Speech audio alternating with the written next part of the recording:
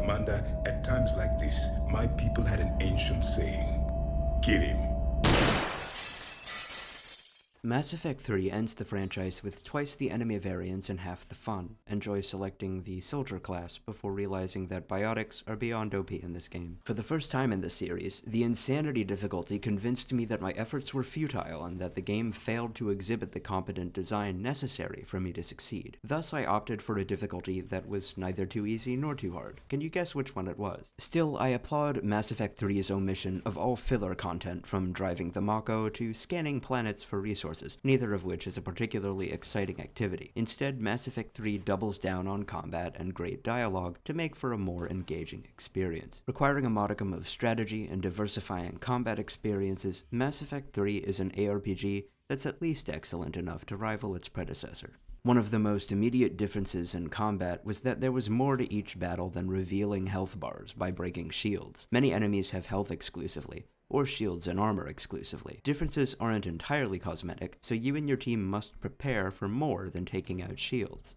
The Arsenal is a happy medium between the two previous games. There's no endless supply of useless weapons as with the first game, but the developers brought back attachments, offering a more strategic experience. As you obtain attachments throughout the game, you can hone your build in a way that feels more deliberate than doing whatever your class suggests. The source of the combat's exorbitant difficulty lies in new objectives. No longer can you sit behind cover until all enemies disappear. There are times when you must escort drones, hold specific positions, or carry devices through heavy fire. Ostensibly, the development team attempted to plaster arena-based mechanics onto a cover-based context, which doesn't work well enough to make for anything other than the extreme frustration inherent to trying to destroy a race of invincible space dildos. I'd appreciate the sentiment to make combat more interesting if Mass Effect 3 weren't a third-person shooter. Escorting a drone is difficult when Shepard practically sticks to every cover-worthy surface he nears. The piece de resistance is, of course, the invincible one-shotting banshees that scream at you for existing. How dare you? These unfortunate Asari have been consumed and altered by the Reapers. They're a huge pain in the ass,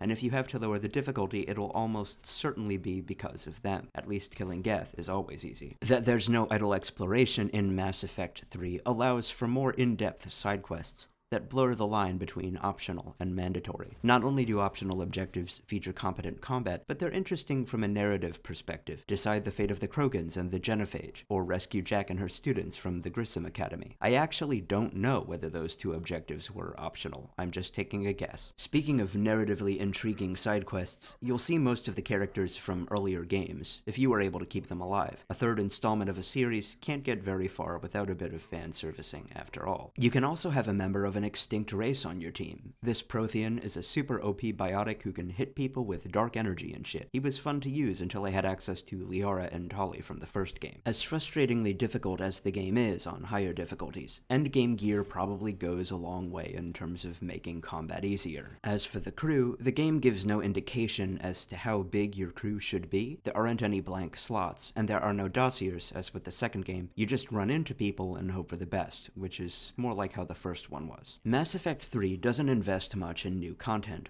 Rather, it revisits old settings and makes them feel bigger. For example, you can explore and fight your way through the sewers and slums of Omega, which was a tiny hub in Mass Effect 2. Go out for sushi at the best place on the Citadel with your pilot, only for a new threat to ambush you. The development team seeks to make this successful lived-in world even more lived-in. Again, the game capitalizes on its strengths in a way its predecessors don't. Mass Effect 3 is far from perfect, but it's mature enough to know where its strengths lie. I can't speak for Andromeda. I know people like to shit all over that, but Mass Effect 3 is pretty good. The ending is potentially depressing, but I wouldn't say it's bad enough for the entire game to be forfeit. I still think Mass Effect 2 is probably best, but Mass Effect 3 is fun too, especially if you just try to enjoy it on the normal difficulty. Don't get killed by the same thing all the time, and I'll see you in a couple weeks.